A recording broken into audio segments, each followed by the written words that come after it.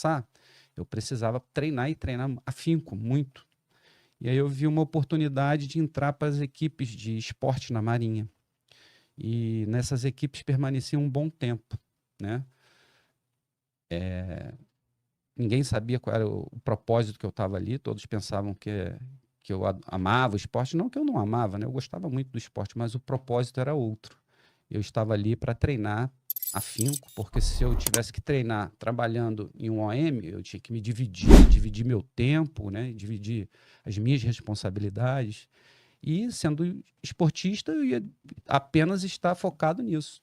E foi muito bom, me preparou muito bem, fui esportista, né? Fui atleta de pentatlo, pentatlo naval, heptatlo, orientação, corrida, natação. E isso me deu uma endurance muito boa mesmo. E dizer, eu acho que a gente ainda vai falar mais sobre isso, mas cria-se mais uma identidade, porque o cara que ia cursar fuzileiro, soldado fuzileiro no Marujo, né, não falando mal ou bem, né, ele voltava com uma certa impregnação da identidade da Marinha de gola, né? E quando o curso vai para o CIASC, a formação, né, apesar das matérias serem análogas ao que era passado no CIA, vem com uma identidade de fuzileiro naval, com aquela chancela e aquele carimbo que a gente conhece muito bem. E isso é importante, não tenho dúvida nenhuma. Aí em 97 voltei para a Companhia de Guerra Eletrônica, com uma responsabilidade a mais, querendo mais sede de conhecimento. E aprendi muito, muito mesmo. Mas nesse período, eu já estava bastante amadurecido para onde eu ia, qual seria meu futuro lá na frente. Tentei de tudo, né, para entrar nas operações especiais, como dizem, pela porta dos fundos, tentar servir no toneleiro, para ter uma proximidade, conhecer a atividade, não consegui. Né? Infelizmente, não consegui. E aí eu vi uma outra alternativa. A alternativa era, se era tão extenuante, né, o curso e o teste, e eu sabia que se eu fosse fazer o teste naquele momento eu não ia passar, eu precisava treinar e treinar afinco, muito. E aí eu vi uma oportunidade de entrar para as equipes de esporte na Marinha. E nessas equipes permaneci um bom tempo, né? Ninguém sabia qual era o propósito que eu estava ali, todos pensavam que eu amava o esporte, não que eu não amava, né? Eu gostava muito do esporte, mas o propósito era outro. Eu estava ali para treinar afinco, porque se eu tivesse que treinar trabalhando em um OM, eu tinha que me dividir meu tempo, né? Dividir as minhas responsabilidades. E sendo esportista, eu ia apenas estar focado nisso. E foi muito bom, me preparou muito bem, fui esportista, né? Fui atleta de pentatlo, pentatlo naval, heptatlo, orientação, corrida, natação. E isso me deu uma endurance muito boa mesmo.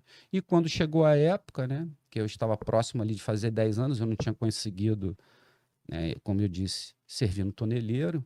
Quando chegou próximo de fazer 10 anos, eu falei para eles que não queria mais ser atleta, que eu ia sair, ninguém entendeu nada, né? Eles não sabiam da minha paixão pelas operações especiais. Eu estava no comando e controle na época, a Guerra Eletrônica já tinha saído de Niterói como companhia independente e foi englobada, né, pelo núcleo de implantação do Batalhão de Comando e Controle, a qual meu nome está lá na placa, né, fui primeira tripulação. E aí eu voltei para o batalhão e me inscrevi para o Comanf. E aí a minha vida nas operações especiais começa. Né? Talvez, se eu não tivesse a vida pregressa que tive, não teria bagagem, o conhecimento, não teria conhecido as pessoas, não teria, né, estar tão preparado fisicamente. Então, tudo que era o meu passado foi muito importante para essa decisão, muito importante mesmo. Eu acho que você fez um excelente caminho em se tornar atleta, mas você, como instrutor, sabe que muitos atletas não se formam. É, Como você conseguiu? existe uma máxima, né, que os primeiros a pedir para ir embora são os atletas. Eu posso falar um pouco sobre isso, mas da minha experiência pessoal, porque cada pessoa é uma pessoa, né? Cada cabeça é um mundo, cada cabeça é um universo. E como instrutor eu vi isso lá. os primeiros realmente a pedirem para ir embora eram os atletas. Mas a minha paixão me movia. Eu estava muito focado no que eu queria há anos atrás, né? E essa é a diferença de um atleta normal, porque ele não está focado, né? O atleta, quando terminar o treino, ele sabe que vai estar tudo bom, vai ter mamão, laranja, aveia, vai ter no Cefam tem camarote para os atletas, né? Eu passei por isso e vi. Existe um conforto além, né, de um militar normal, pelos seus atributos diários que ele faz, o desgaste e tudo mais. Então, quando a sua mente está treinada para saber que esse conforto vai existir depois de um tempo, é muito interessante porque você vai esperar, sua mente, sem você querer, involuntariamente, vai esperar esse conforto. E no curso de Comanf não tem esse conforto em momento nenhum. Vi o curso de Comanf gradativamente aumentando o número de meses, hoje em dia é quase um ano o curso. Então, imagina você ter um ano com a sua cabeça esperando no dia um conforto depois de uma tarefa difícil, né? E esse conforto não vem. E isso perdurar durante meses. Então, isso faz facilmente um atleta ir embora. Então, nada de denegrir, né, a função de atleta, mas o preparo psicológico, costumo dizer que 90% do curso está na cabeça e 10% está na parte física. Sem dúvidas. Aí você se inscreveu para o curso. Sim, me inscrevi para o curso, né? Cheguei lá, eram bastante alunos, né? Os testes foram bastante árduos, era uma época bem difícil. Soldado fazia nessa época, não? Não, não. Você só podia fazer sargento ou oficial, não podia fazer cabo. E os cabos só podiam fazer com 10 anos. Por isso eu tracei toda essa cinemática, né, para que eu chegasse no meu objetivo, né?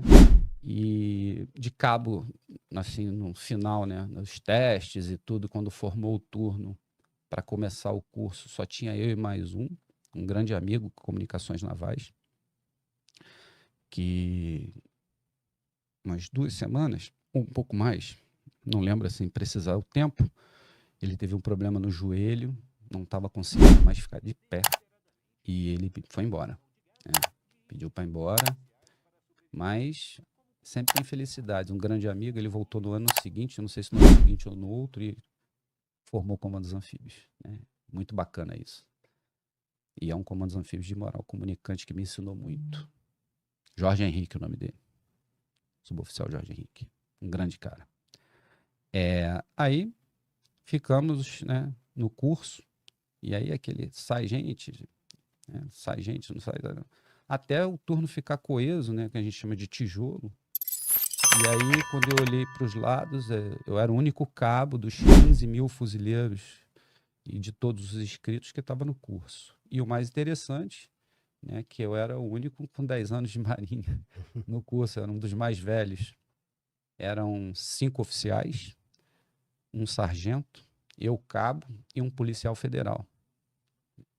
Grande amigo também. E fomos nessa jornada aí de 2003 para formar o turno, que eu considero tanto, considero como uma família, como irmãos, né? Irmãos mesmo. E formamos o 2003/ONU. O curso foi muito pesado, para mim, principalmente. Tenho que agradecer a todos eles, né? Pois muitas das vezes os instrutores faziam guerra. Pô, o que você está fazendo aqui, eletrônico? Foi para o curso de MO no Sesmomil e te botaram errado aqui no Sescomanf, né? Enfim, eu não sabia as práticas. Hoje em dia há toda uma preparação para você obter sucesso no curso. E eu não sabia da maioria dos nós que eram pedidos, né? Eu era um cara de eletrônica, sabia muito de comunicações, trabalhava no paiol. Então, tudo que era oriundo a um infante, que é, né, a carreira, que é a espinha dorsal do CFN, eu não sabia. Então, você imagina o sofrimento que eu tive durante o curso para aprender isso tudo no curso. Então, agradeço aí a todos os militares que estavam me apoiando ali sempre, me apoiaram o tempo todo. Muitas das vezes pagaram por minha causa. Muitas das vezes não, a maioria das vezes. Mas quando eu estava focado, como eu disse, né, e fiz de tudo para mostrar para eles que eu ia chegar no final junto com eles. E estamos aí. 2003/ONU, formados. Foi um curso, assim, inacreditável. Foi um sonho doído, né? Doeu bastante para realizar esse sonho, mas foi bacana, foi muito bacana. Imagino, ainda mais que foi o primeiro curso assim operativo, né? Sim, sim, nunca tinha feito nada. Nunca tinha Sem feito nada. experiência nenhuma nessa Nenhuma, área. nenhuma, nenhuma, nenhuma. Atirava bem, porque tem o tiro de cara. O fuzileiro, cara, vem a diferenciação. Isso você pode observar em qualquer fuzileiro naval de qualquer parte do planeta. Eles são diferenciados. E aqui no Brasil não seria diferente, né? A gente é muito bem falado como tropa profissional por causa disso. Você vai conhecer fuzileiros navais de qualquer país, você vai ver o garbo e a população falando sempre bem desses militares, né? Então não tinha experiência, mas eu era um fuzileiro naval, eu tirava bem, fui atleta, tinha uma disposição física muito boa, eu só tinha que me adaptar ao conhecimento que era pertinente para mim que chegasse ao final. E aí consegui, com certeza, doeu, mas valeu.